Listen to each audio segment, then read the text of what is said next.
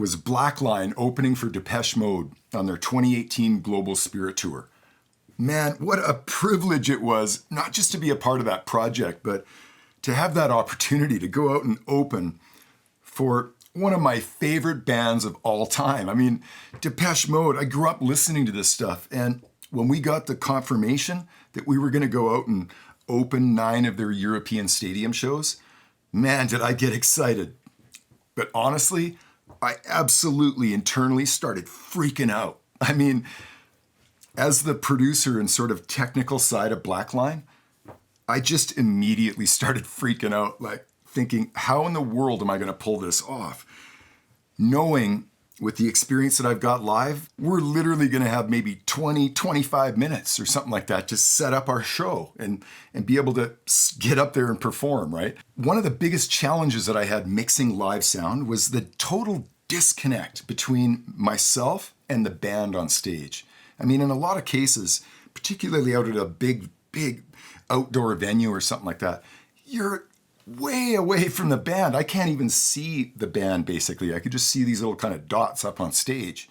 Well, as somebody who's highly connected to the music, it's very difficult. And an idea that I had always had, I'm talking for at least a good decade before we ever went out with Depeche Mode, I always wanted to bring this show and this sort of mix concept to stage. It always made sense to me that if we're going to have any chance at all of pulling off a real show, a show that where Blackline is going to sound like Blackline does on the album, I knew that requires a lot of work. It requires a lot of programming and a lot of backing tracks and stuff that I know is going to be necessary for us to be able to pull that off. So for many, many years, I had always sort of developed this idea in my head. Wouldn't it be amazing if I could take this whole mix concept out here front of house, watching the band, and get down on stage and do a stage mix, do a mix with the band where I'm wearing the same in-ears that they are and I'm right there at ground level with the band. So when this opportunity came along to open for Depeche Mode, boom, I knew that this is exactly where I need to integrate this idea. This stage mixing concept is going to work perfectly for Blackline and opening for Depeche Mode. Why? Because I know that I can put this show together in a package and be able to stand on stage with the band and be able to mix it in a way and send stems out to the front of house that I know are going to come across and that are going to actually translate properly with the band, right? So this is a weird concept. You can imagine how the band reacted to this idea when I told them that I'm not going to be out at front of house where the traditional front of house mixer is. I'm going to be putting this show together and mixing it on stage with you guys. We're going to handle everything internally. We're going to do all our in-ear mixes. We're going to create stem mixes that we can send out to the front of house that make sense. Something that comes across that sounds really close to what we do on the records, right? So yeah, when we got that confirmation, my brain just went into turbo mode. I started picking up the phone and calling everybody I knew to start putting the resources together to actually pull this off. And there was no question in my mind what console I wanted on stage with me to do this. I wanted a MIDAS. Hands down, the best, most awesome sounding live consoles I've ever worked on personally. And so I was very familiar with something called a Pro 1. This is a really tiny little footprint of a digital mixer that has all this analog, input side of it. So all of the mic pre's and the line amps and everything, that's all analog in. But the rest of the control of this console is all digital. And I knew from the footprint of that tiny little console that it would work for this kind of stage mix idea.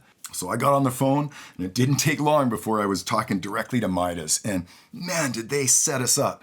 They got us a Pro 1, exactly the desk I wanted, this awesome little stage box, 48-in, 16-ounce stage box called a DL251 as part of that system.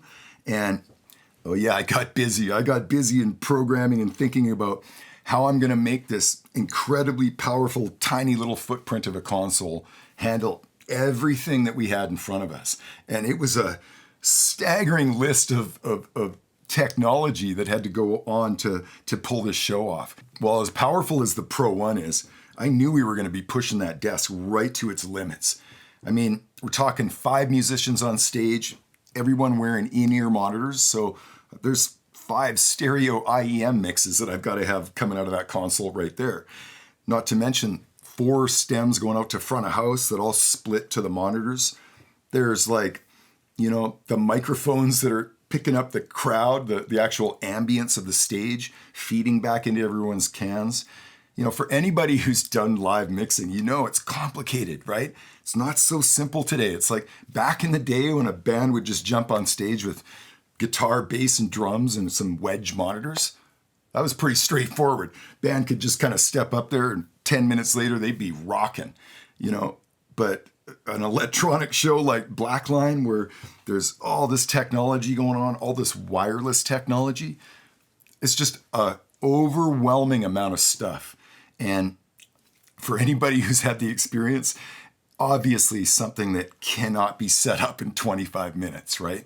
I knew for a fact that if we were going to have any chance at pulling this show off, I had to put everything together in a package. I literally had to make it plug and play. So CyrusRex and I, we devised a plan to put together everything into one big rolling case. And we got a nice deep case because I knew there was going to be all kinds of snakes hanging off the back of this thing, that when we parked that thing on the stage, we would pull the rack off and we would just literally start feeding snakes out. So got the nice big deep rack, and we absolutely stuffed that thing with all of the technology. There was a big power transformer and UPS on the bottom, followed by the stage box, 48 in, 16 out box, followed by all the wireless gear, and there was a ton of wireless stuff that we had in our setup. I mean, 3 of our in-ears were on wireless, 2 of our mics, Zack's guitar. I think we had 6 channels of wireless running. So all of that, Cyrus and I racked up into the case because we knew that there's no way we have time to set all that stuff up for every show, right? We would get 4 stage crew to pick up this big heavy rack, drop it into position on the stage, and I would take the back cover of that thing off, and literally 7 minutes later, I'd be connected. There's a lot of front of house engineers that would just absolutely shake their head and ask me what I'm smoking.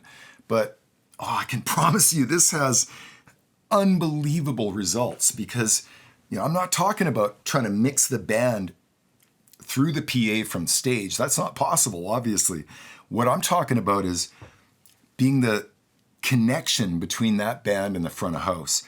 Being that person who really is connected with the band and knows how to blend everything in such a way that that front of house mixer is going to have a really good shot at putting a good mix together because there's someone sort of in between. If we sent that front of house mixer 32 channels of all this chaos that we've got that makes up our music, there wouldn't be enough time in that set for that engineer to figure out what we're even doing, right? So this is just such an awesome concept because ultimately I'm talking about pre-mixing your show down to maybe 3 or 4 stereo stems that you send to the front of house.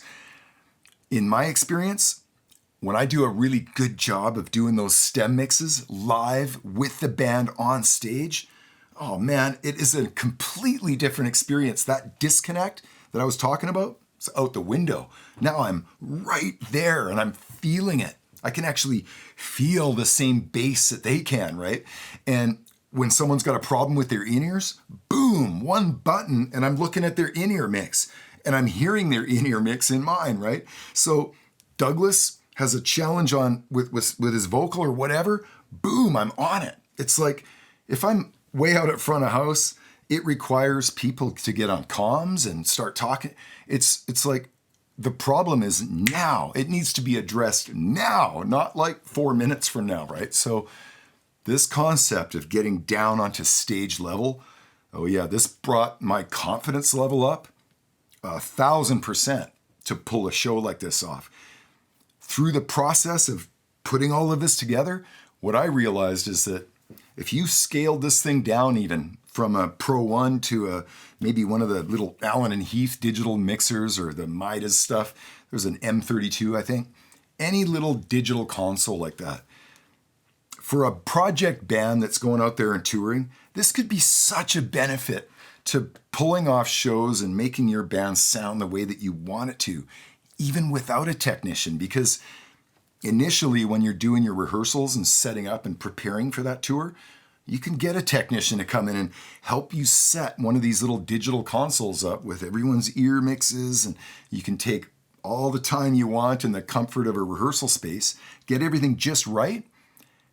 And then as long as someone in a band really is familiar with that little desk and knows how to use it, you don't even need a front of house person. You could literally go out there and tour and send killer sounding stems to the front of house on a pre-programmed show, right? On a console that you carry with you on your tour, where everything's plugged in already, and there isn't all this confusion on every new show with new systems, right? This can be so beneficial, and it was highly beneficial to pulling off this show for our band Blackline. If you're like a 3 or 4 piece rock band that just knows how to get up on stage and play, yeah, you don't need any of this hoopla. I'm talking about highly complex electronic projects where you know that you're going to have a whole bunch of backing tracks that you need to be supporting you on stage. You know that you're going to have to be synchronized, probably have some video running to it. Everything's going to be synced. You're going to have probably lighting cues being triggered. All kinds of technology involved in trying to pull off a performance that is, characteristic of the band, right? It's very difficult to do in a live situation. This stage mix concept absolutely is a home run for pulling that off. This is sort of like a game changer for a lot of projects. I mean, if I didn't pre-package our show into a couple of cases, there's no way in the world that I would have been able to set it up and feel confident that by the time we were ready to hit the downbeat, that we would be able to pull it off. So a lot of thinking and pre-production went into this setup, but I can promise you that we got killer results from it. We went and did 9 perfect shows without a single hiccup. And for any of you who go out there and do any kind of shows, that's a big deal, from a technical point of view. That's always the goal, right? You want to try and deliver the best possible show, the best possible performance, but you also want to make sure that everything works, right?